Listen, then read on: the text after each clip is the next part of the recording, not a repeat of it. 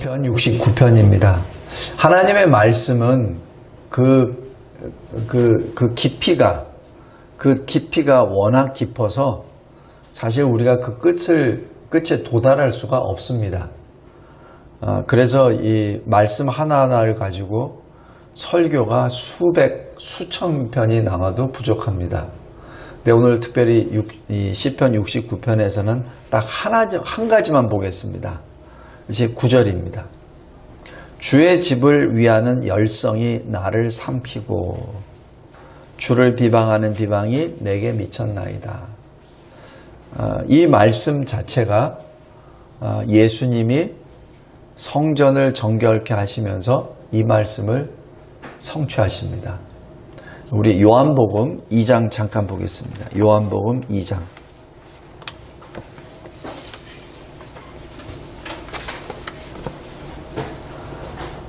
요한복음은 다른 복음서와 달리 예수님의 행적에 대해서 기록하시는데 그냥 단순한 기록뿐만 아니라 해석까지 해주십니다. 이유, 사도 요한이 나중에 나이가 들어 주님의 행적을 생각할 때 성령께서 가르쳐 주십니다. 왜 예수님이 그렇게 행하셨는가를. 여기 요한복음 2장 17절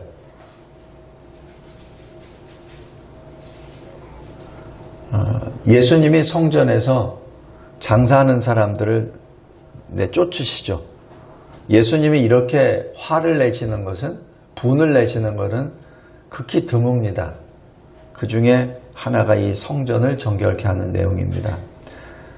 그래서 16절 보면은 내 아버지의 집으로 장사하는 집을 만들지 말라 이렇게 명령하시면서 17절에 그것을 해석해 주십니다. 제자들이 성경 말씀에 주의 전을 사모하는 열심이 나를 삼키리라 한 것을 기억하더라. 왜 예수님이 이렇게 분을 내셨는지, 그리고 그것을 나중에 제자들이 그것을 깨닫게 됩니다. 마태, 마가, 누가복음에도 이 성전을 정결케 하시는 예수님의 이 행동이 다 기록되어 있습니다. 그런데 유독 요한복음에만 기록이 되어 있습니다.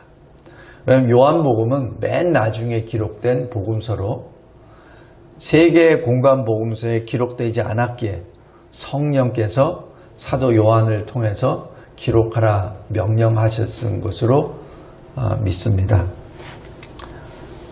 이 사건을 통해서 예수 그리스도는 공개적으로 유대인의 원수가 되어버렸고, 또 이 사건을 계기로 해서 예수 십자가의 그 길이 한 걸음 한 걸음 걸어가게 되었죠. 다시 시편 69편을 들어가겠습니다. 69편 9절에 보면은 주의 집을 위하는 열성이 나를 삼키고, 여기 삼키다는 이 히브리 말을 그대로 직역을 하면은 먹어버렸다. 완전히 먹어버렸다. 그리고 또 하나 완전히 태워버렸다. 의미입니다. 그래서 하나님의 집을 위한 그 뜨거운 마음으로 이 시편 기자의 마음이 완전히 불타버렸다는 얘기죠. 완전히 더 이상 그 시편 기자의 마음에 남은 것이 없다는 의미입니다. 그게 뭐죠? 하나님의 집을 위한 마음밖에 없다는 얘기죠. 그래서 그 마음으로 하나님의 말씀을 선포하고 하니까 어떻게 되죠? 주를 비방하는 비방이 그 사람, 이 시편 기자에게 미친 것입니다. 성도 여러분, 우리가 하나님의 집, 성전, 그리고 이 시대 예수 그리스도의 몸, 교회, 성도들을 위한 열정이 불타서 내 모든 것에 교회밖에 없어 라고 했을 때, 내 모든 영과 육에 주님밖에 없어 라는 그 선포를 하고, 그리고 말씀을 전할 때 그것을 듣는 자들이 공격합니다. 듣는 자들이 공격합니다. 왜냐하면 그들은 하나님을 찾지도 않고 하나님을 두려워하지도 않기 때문에 그렇습니다. 여기에 대한 이 증인이 바로 예수 그리스도이십니다. 예수 그리스도께서 왜 십자가에 달려 그 대속의 역사를 감당하셔야만 했나요? 왜냐하면 바로 주님이 복음을 선포했기 때문에, 그래서 십자가에 달리신 것이죠. 그래서 요한복음에는 그 내용이 계속 기록되어 있습니다. 요한복음에서는 2장의 이 사건부터 해서 이 마지막 십자가에 달려 죽으시는 그 모습 하나하나를 정확하게 묘사를 하고 기록을 하고, 그 하나하나의 행동에 대하여 성령께서 가르쳐 주신 대로 해석까지 전부 다 해주십니다. 그것이 요한복음입니다. 오늘 다시 한번 잘 말씀을 보시기 바랍니다. 9절, 주의 집을 위하는 열성이 나를 삼켰습니다. 내 온 영과 육의 모든 것이 주의 집으로 꽉 차버렸습니다. 그러다 보니 결과는 하나님을 비방하는 자들이 나를 공격합니다. 그 공격하는 그 모습이 여기 시편 69편 1절 보십시오. 물들이 내 영혼에까지 흘러들어 왔나이다. 물이 내 영혼까지 들어왔으니까 뭐예요? 나는 거의 수장되었다는 얘기죠.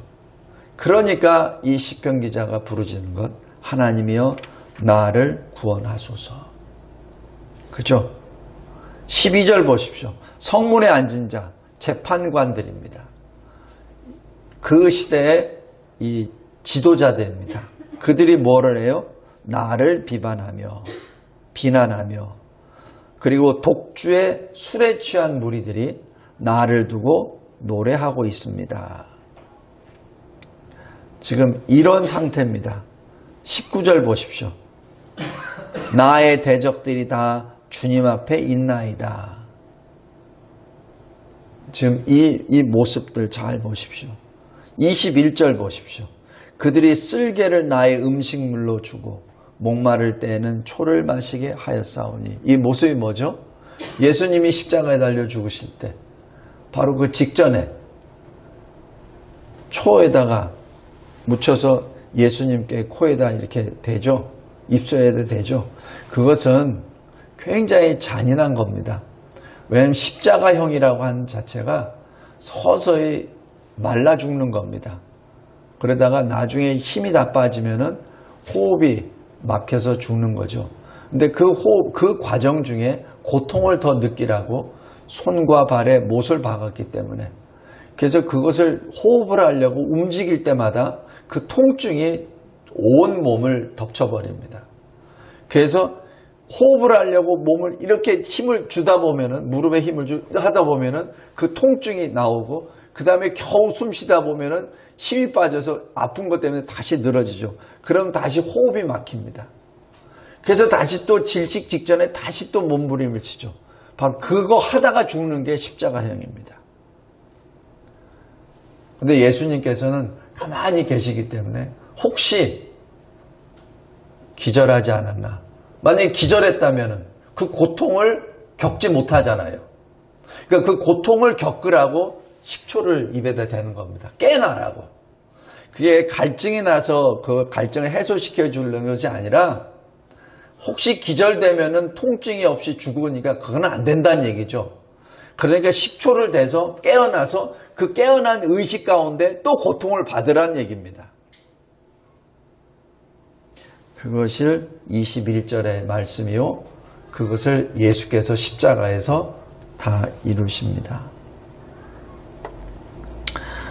그리고 여기 보통들 잘못 해석을 해서 23절, 22절부터 쭉 나오면은 저들에게 벌하소서, 저들에게 벌하소서, 주의 분노를 그들에 위해 부으소서, 막 이런 말씀이 계속 나와요. 그죠? 28절에는 그들을 생명책에서 지우소서, 이런 말씀을 계속합니다. 이 말씀은 저들을 없애라고 하시는 기도구나.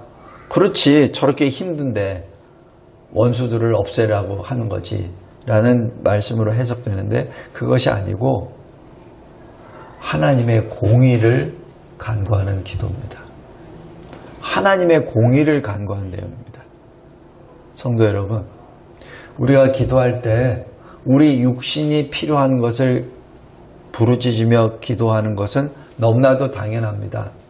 그러나 우리 육신에 필요한 것을 통해서 하나님의 의가 나타나는 기도를 하나님이 기뻐하십니다.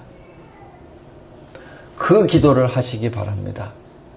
그냥 내가 배고프니까 나 밥 좀 주세요, 이게 아니고 나의 이 배고픔 고통을 통하여 하나님의 의가 나타나게 하소서라는 그 고백입니다.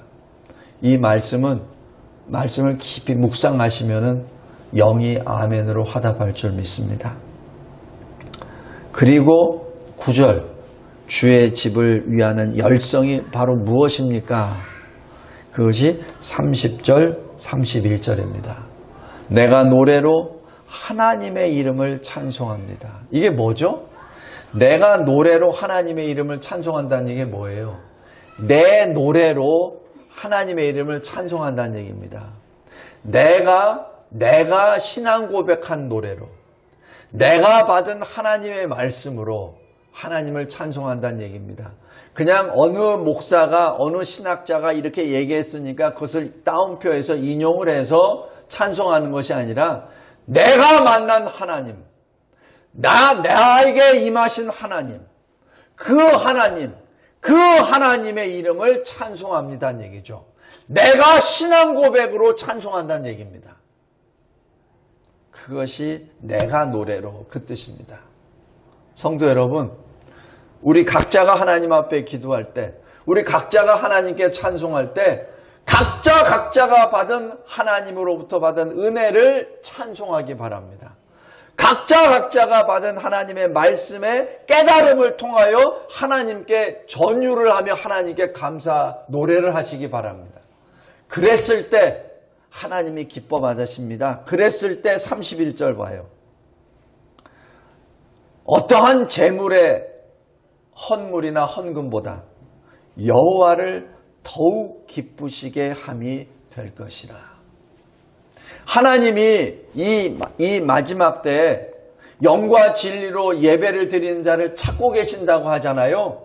영과 진리로 드리는 예배의 모습이 바로 하나님을 기쁘시게 하는 그 예배입니다. 그리고 그 기쁘시게 하는 노래는 각자 자기가 체험한 인격적으로 만난 주님을 노래하는 것이죠. 그것이 영적 예배입니다. 그냥 말 하나하나만 그것을 국한돼 가지고 이렇게 해석하고 저렇게 해석하고 그렇게 해석하지 마십시오. 성경은 전체를 봐야 됩니다. 어느 한 부분만 봐가지고 그것을 가지고 자꾸 이렇게 해석 저렇게 해석하면 안 됩니다. 전체를 봐야 됩니다. 영과 진리로 드리는 예배는 하나님을 기쁘시게 하는 그 예배요. 하나님을 기쁘시게 하는 예배는 내가 만난 주님을 노래합니다. 내가 만난 하나님의 생명의 말씀을 내가 찬송합니다. 그것을 하나님이 기뻐하십니다. 그냥 외워서 무슨 뜻인지도 모르고 하는 찬송이 아니라 진정으로 그 말씀을 통하여 내가 만난 하나님을 내 노래로 찬송할 때 하나님이 기뻐하십니다. 그것이 영과 진리의 예배입니다. 그 예배자를 하나님이 찾고 계십니다. 감사하고 감사합니다. 하나님께서 저희들에게 주시는 이 시편 69편을 통해서 십자가에 달리신 주 예수 그리스도를 배움나이다. 주님이 받으시는 모든 그 고난과 죽음을 통하여 내가 나의 노래를 부르옵나이다. 주님 감사합니다. 내가 박혀야 될 그곳에 주님이 박히셨나이다. 내가 죽어야 될 그곳에 주님이 생명을 내려놓으셨나이다. 이는 우리를 우리의 죄 가운데서 구원하시기 위하여 오신 주 예수 그리스도의 십자가 대속의 역사요. 이는 우리의 옛사람이 주님과 함께 십자가에 못 박혀 죽고 주님의 부활 안에서 우리가 새 사람을 입었다는 증거임을 고백합니다. 하나님 감사합니다. 주 예수 그리스도의 이름으로 기도드리옵나이다.